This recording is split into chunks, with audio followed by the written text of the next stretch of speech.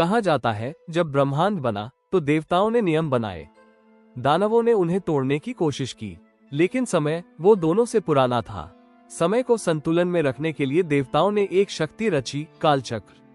कालचक्र कोई अस्त्र नहीं था, वो एक निर्णय था कि वास्तविकता कैसी होगी, और उसकी रक्षा के लिए हर युग में एक रक्षक चुना गया। उसे कहा गया कालरक्षक। वर्तमान समय, एक साधारण शहर, एक साधारण स्कूल, और वहाँ एक लड़का आरव, उम्र 13 साल। आरव साधारण नहीं था। जब वो सोच में डूबता तो घड़ी की सेकंड वाली सुई रुक जाती, जब वो डरता तो आवाजें दूर हो जाती, और जब वो सोता तो सपने असली लगते। हर रात एक ही सपना, टूटी हुई धरती, जलते हुए मंदिर, गिरते हुए देवता, और एक आवाज, तुम्हें याद आना शुरू हो गया है। आरव हर बार घबरा कर उठ जाता, लेकिन वो यह नहीं जानता था कि ये सपने यादें थीं। एक रात आकाश में दरार पड़ी, बिजली नहीं, जैसे समय फट गया हो। उस दरार से एक दिव्य पुरुष गिरा, शरीर पर घाव, आंखों में डर। उसने कहा, मैं अनंत हूँ और मैं एक देवता था। आरव ने पूछा, देवता मरते भी हैं? अनंत हंसा, लेकिन वो हंसी टूट चुकी थी।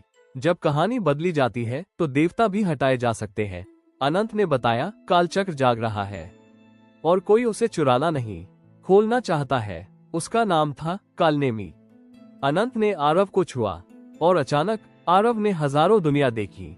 एक दुनिया जहां राम राजा बने ही नहीं, एक जहां महाभारत कभी हुआ ही नहीं, एक जहां शिव संहारक नहीं थे। अनंत बोला, ये सब असफल वास्तविकताएं हैं।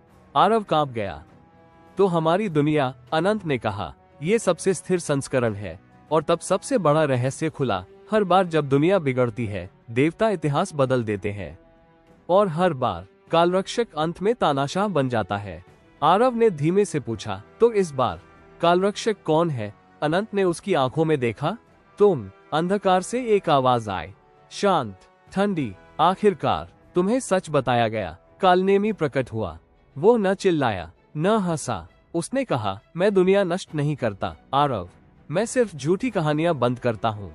उसने आरव को दिखाया, हर युग में एक कालरक्षक जो पहले रक्षक था, फिर शासक, फिर भगवान, और अंत में सब कुछ जला देता। देवता डरते हैं, कालनेमी बोला, इसलिए वे मुझे दानव कहते हैं। आकाश उजला। भगवान शिव प्रकट हुए, लेकिन इस बार उनमें गर्व नहीं था। आरव ने पूछा, क्या मैं सिर्फ एक मोहरा हूँ? शिव ने उत्तर देने में समय लिया, हम संतुलन बचाना चाहते थे। आरव बोला, यह सत्ता? शिव चुप रहे, और वही चुप्पी सब कुछ कह गई। कालचक्र प्रकट हुआ, घूमता हुआ नहीं, देखता हुआ। आरव ने उससे युद्ध नहीं किया, न उसे नष्ट किया। उसने सिर्फ एक सवाल पूछा, अगर सब लिखा हुआ है तो निर्णय कौन लेता है? कालचक्र की आवाज गूंजी, जो इसे सुन रहा है। सब रुक गया। दुनिया, देवता, समय और दृश्य टूट गया। एक बच्चा मोबाइल पर यह पूरी कहानी देख रहा है। वो वीडियो रोकता है, मुस्कुराता है और कहता है, अगर हर बार कहानी बदली गई तो इस बार मैं तय करूंगा कि अंत क्या होगा। घड़ी रुक जाती है। उसी बच्चे की आंखों में वही चमक। कालचक्र सक्रिय। कालचक्र किसी देवता के पास नहीं होता, वो उस व्यक्ति के पास होता है जो कहानी को समझ ले। घड़ी रुकी हुई थी, न सेकंड चल रहा था, न हवा हिल रही थी, न आवाज पैदा हो रही थी। वो बच्चा जो मोबाइल पर कहानी देख रहा था, अब हिल नहीं पा रहा था, लेकिन उसकी आंखें पूरी तरह जाग चुकी थीं। उसने चारों ओर देखा, और तब उसे एहसास हुआ, वो अब अपने कमरे में नहीं था।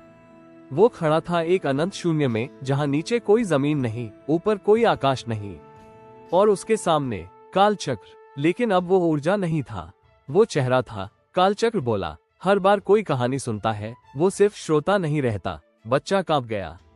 मैं सिर्फ देख रहा था, कालचक्र ने उत्तर दिया। यही सबसे बड़ा झूठ है। और तभी दृश्य बदला।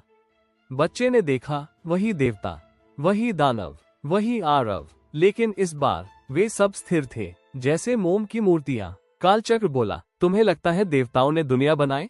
नहीं, उन्हें देखा गया, और जब किसी ने उन्हें देखना बंद किया, वे मिट गए। बच्चा फुसफुसाया, तो मैं कौन हूँ? कालचक्र ने कहा, तुम वर्तमान श्रोता हो। अचानक शून्य में दरार पड़ी। एक जानी पहचानी आवाज गूंजी, उसे और मत बताओ। वो भगवान शिव थे, लेकिन इस बार वे ऊपर से नहीं आए, वे जैसे किसी दीवार के पीछे से निकले हों। शिव ने बच्चे से कहा, तुम्हारे बिना ये सब नहीं चलता। लेकिन अगर तुम बहुत कुछ जान गए तो सब टूट जाएगा। बच्चा चिल्लाया, तो फिर सच क्यों दिखाया? शिव ने आंखें झुका ली, क्योंकि तुम पूछने लगे थे। और तभी कालनेमी प्रकट हुआ। उसने मुस्कुराकर कहा, और यही हर बार होता है। कालनेमी ने बच्चे की ओर देखा। तुम समझ रहे हो ना? तुमसे पहले भी कई श्रोता थे। एक एक करके अनगिनत चेहरे उभरे, बच्चे जैसे, अलग युगों के, अलग समय के। हर बार कालनेमी बोला, किसी ने कहानी पर विश्वास किया, और वही उसकी सबसे बड़ी भूल थी। बच्चे ने पूछा, तो आरव? कालनेमी बोला, आरव एक दरवाजा था, और तुम उसे खोलने वाले। शिव ने पहली बार डर में आवाज ऊंची की। अगर वो निर्णय ले लेगा तो हम, कालचक्र ने बात काट दी, तो कहानी खत्म हो जाएगी। बच्चा बोला, कौन सी कहानी? कालचक्र ने उत्तर दिया, वो जिसमें देवता जरूरी है। सन्नाटा। ये पहला पल था जब देवताओं के पास कोई उत्तर नहीं था। बच्चे ने आंखें बंद की। जब खोली तो वो फिर अपने कमरे में था। मोबाइल उसके हाथ में था, लेकिन स्क्रीन काली थी। धीरे धीरे उस पर एक ही पंक्ति उभरी, क्या तुम अगला अध्याय लिखना चाहते हो? नीचे 2 विकल्प, हाँ और ना। बच्चे की उंगली कांपी और उसने हाँ दबा दिया। दुनिया फिर से चल पड़ी, लेकिन कुछ बदला हुआ था। मंदिरों की मूर्तियां थोड़ी धुंधली थी, आकाश ज्यादा शांत था, और कहीं दूर एक लड़का घड़ी को देख रहा था। उसका नाम आरव नहीं था। उसने मुस्कुराकर कहा, तो इस बार मैं क्या बनूं? घड़ी रुक गई। जब श्रोता लेखक बन जाता है तो देवता सिर्फ यादें रह जाते हैं। कहानी अभी खत्म नहीं हुई है, अब यह आपके साथ चल रही है।